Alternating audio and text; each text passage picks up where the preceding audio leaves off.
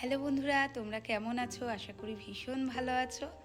আমিও কিন্তু তোমাদের ভালোবাসায় ভীষণ ভালো আছি। তো এখন কিন্তু 5:30 বাজে, আর তোমাদের দাদা ঘুম থেকে উঠে গেছে। তো এই কাঁচা হলুদটা আমি এক টুকরো কেটে রেখেছি, আমার ছোট ছেলে ঘুম থেকে উঠলেও ওকে দেবো। আর তোমাদের দাদাকে একটু টুকরো দিয়ে দিলাম গুড় দিয়ে, কারণ এই শীতকালে না এই কাঁচা হলুদটা খাওয়া ভীষণ উপকার।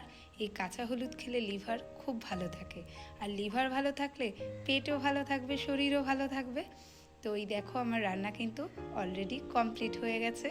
শাক রান্না হয়ে গেছে, আর এই যে মূলো বড়ি রান্না করে কমপ্লিট করে তোমাদের দাদার সামনে গুছিয়ে দিয়েছি। আর ওই যে বলেছিলাম আগের দিনে শঙ্কর মাছ 3 পিস তুলে রেখেছিলাম, ওটা গরম করেও তোমাদের দাদাকে দিয়ে দিয়েছি।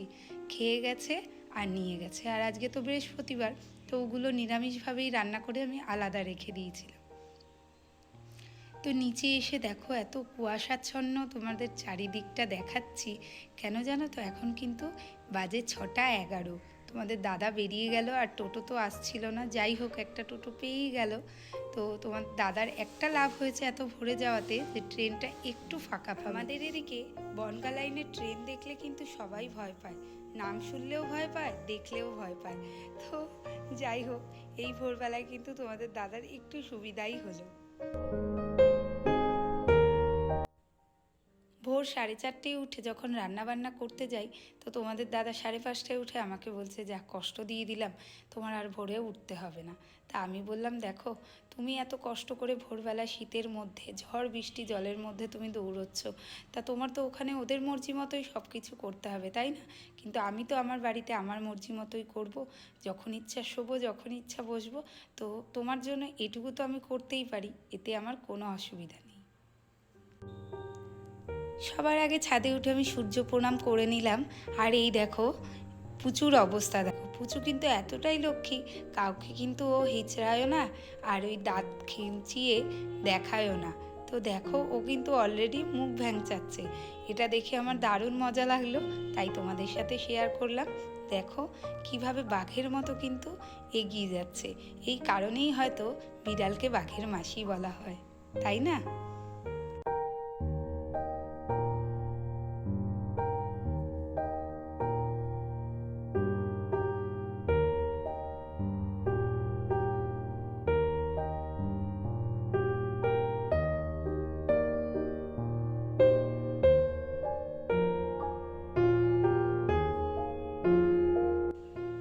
তারপর ছাদ থেকে নিচে চলে আসলাম। রুটি ছিল আগের দিন যে মাখা, রাত্রিরে 2টো দলা মেখে রেখেছিলাম, তো সেই দুটোতে 2টো রুটি করে নিলাম। আর সকালে যে পরোটা করেছিলাম তারও 2টো লেচি রেখে দিয়েছিলাম। তো ছেলে বললো আমি পরোটা খাবো, তো ওকে 2টো পরোটা করে দিলাম হালকা তেলে ভেজে, আর আমাদের 2টো রুটি করে নিলাম। আমি আর আমাদের বৌদি দুজন মিলে চা দিয়ে খাবো বেশ মজা করে।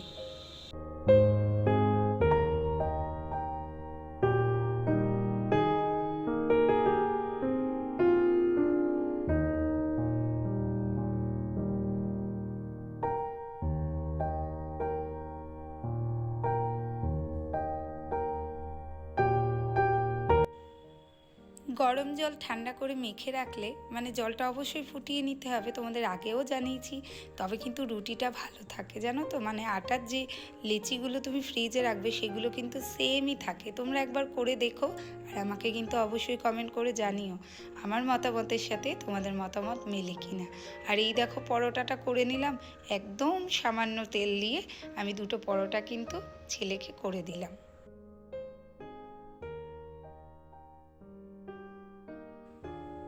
আটা বা ময়দা কোনো লেচি যদি ফ্রিজে রাখতে হয়, তাহলে কিন্তু আমি প্রথমে একটা পরিষ্কার প্লাস্টিকের মধ্যে ঢুকিয়ে তবে এয়ারটাইট কোনো কৌটোতে রেখে দিই, তাহলে কিন্তু জিনিসটা সেমই থাকে, আর পরের দিন এতে কোনো রকম ফাঙ্গাস বা কিছুই অ্যাটাক করতে পারে না। আর এই দেখো বৌদি আর আমি কিন্তু অলরেডি চা আর পরোটা বা রুটি খেয়ে নিয়েছি, আর আমার ছেলেকে কিন্তু একটা পরোটা দিয়েছি, ও 2টো খায়নি। তারপরে বৌদি ঘরটা ঝাড় দেওয়ার পরে আমি চলে আসলাম ঘর মুছতে। ঘরটা মোছা হয়ে গেলে আমি বাদবাকি কাজ করব, স্নান করে পুজোটা দিয়ে নেবো, আর তারপরে তোমাদের সাথে আবার সন্ধেবেলায় আমার দেখা হচ্ছে।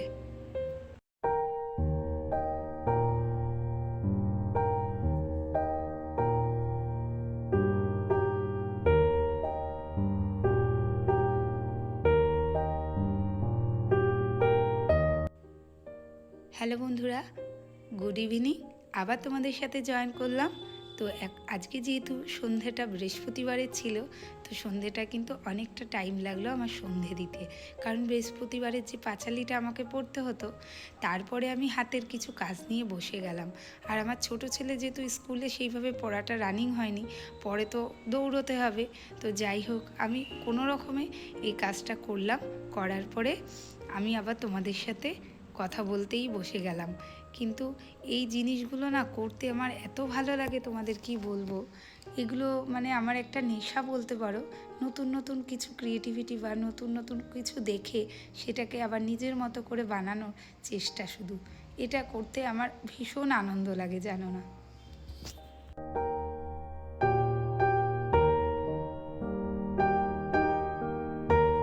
দুপুরবেলা ছিল হচ্ছে বড়ি মূলো, তোমাদের সাথে শেয়ার করতে পারিনি, অত ভোরবেলায় কি শেয়ার করা যায়। রান্না করেছি যাই হোক, বড়ি মূলোর তরকারি রয়েছে অল্প একটু। তো ছেলে আর আমি খাবো, আর ইচ্ছা করলো না জানো তো। তো ভাত আর আলু সিদ্ধ প্রেশারে বসিয়ে দিয়েছি। গরম গরম বেশ ঘি দিয়ে ভালোই লাগে। আর দুপুরেও আমি তাই খেয়েছি, মানে অল্প একটু ভাত ছিল, তো ছেলেকে ভাত খাইয়ে দিয়েছি ওইটুকু। আর আমার জন্য আর ভাত ছিল না, সে ভোরবেলায় করেছিলাম।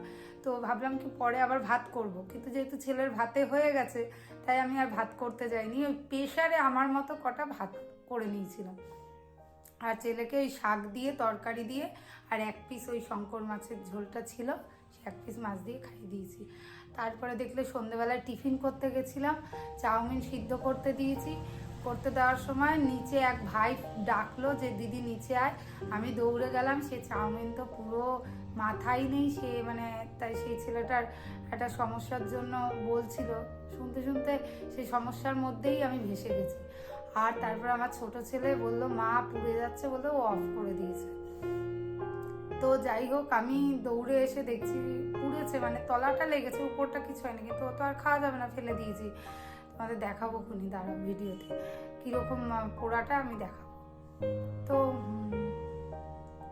দেখো সন্ধ্যেবেলায় পাঁচালি পড়েছি আজকে যেহেতু বৃহস্পতিবার। তো সত্যি কথা বলতে কি বলতো, আমি যেরকম সেরকমই তোমাদের সামনে আসার চেষ্টা করি, কারণ ওই সেজে গুজে চুল আসছে পরিপাটি হয়ে আমি বাড়িতে থাকতেও পারি না, সারাক্ষণ কাজের মধ্যে থাকতে হয়। অনেকে দেখেছি ভিডিও করে, যদিও আমি ভিডিও সবার দেখতে পারি না, তবু আমার কিছু পরিচিত মানুষ আছে, তাদের ভিডিওটাই আমি দেখি। তো ভিডিও দেখেও অনেক কিছু শেখা যায়, কিন্তু আমি কিন্তু দেখার সময় পাই না, বিশ্বাস করো। নিজের ভিডিও করব না, এডিটিং করব না, ঘরের কাজ করব না, বাচ্চা আমার মতো অনেকেই আছে যারা সময় পায় না নিজের কাজ ছেড়ে অন্যের কাজ দেখা।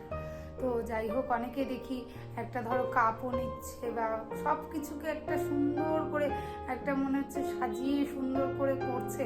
হ্যাঁ, কিন্তু আমার দ্বারা হয় না গো। আমি রিয়েল যা সেটাই দেখাবো, কিছু সাজিয়ে গুছিয়ে আমি দেখাতে পারবো না, কারণ সময়ের প্রচুর অভাব।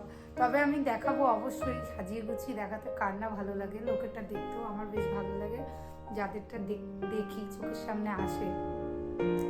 তো যাই হোক, আমারও ভীষণ ভালো লাগে দেখতে, বা তোমাদেরও দেখাতে আমারও ভালো লাগবে। কিন্তু যেদিন সময় পাবো সেদিন ওইভাবে সাজিয়ে গুছিয়ে অবশ্যই দেখাবো। আর যেদিন সময় না পাবো সেদিন দূর থেকে যা যা করছি সেইগুলোই ভিডিও করে তোমাদের সামনে আমি দেখানোর চেষ্টা করি। কিন্তু ওই ঠিক মানে সব কিছু নকল কিছু আমার কাছে পাবে না, যেরকম আমি সেরকমই দেখাই। আর আমাকে হয়তো অনেকে বলে পাগলির মতো বাড়িতে থাকিস, চুলটাও ঠিক মতো আসবে না। হয়তো চুলটাকে দলা মশলা করলাম, খোপা করে বেঁধে দিলাম, এই যে খুলে গেল খোপা করতে গিয়ে, গাটারও আটকাই না হয়তো সময় সময়। আর তারপরে দেখো যেটুকু সময় ফাঁকা পাই, ছেলের যেহেতু এই কদিন পড়ার কোনো চাপ নেই, স্কুলে যাবে তারপরে, হ্যাঁ তারপরে তো দৌড়তে হবে, মানে সে দৌড়েও কুল পাওয়া যাবে না। তারপরে দেখো এই যে বসে বসে এটা করছিলাম, এটা কমপ্লিট হলে কিন্তু তোমাদের অবশ্যই আমি দেখাবো, ঠিক আছে। তো ওই ঘর সাজানোর জন্য আমি কিছু কিছু জিনিস তৈরি করি, যে যাতে সাজাতে ভালো লাগে, তোমাদেরও দেখাতে ভালো লাগে, তোমাদের জন্যই স্পেশালি করি, যে একটু ভালো লাগবে তোমাদের। তো যাই হোক, তোমরা সঙ্গে থাকো।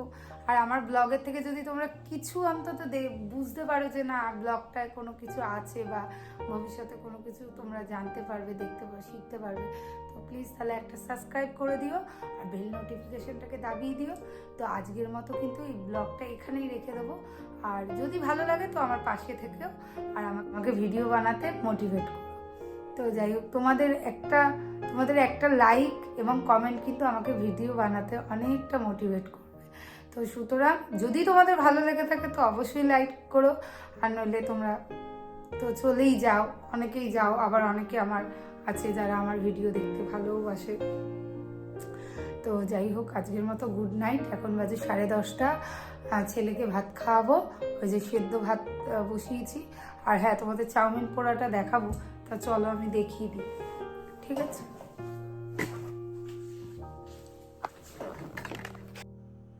দেখেছো কিভাবে পুড়ে গেছে। তো কালকে আবার একটা নতুন ব্লগ নিয়ে অবশ্যই তোমাদের সামনে হাজির হয়ে যাবো। তো গুড নাইট।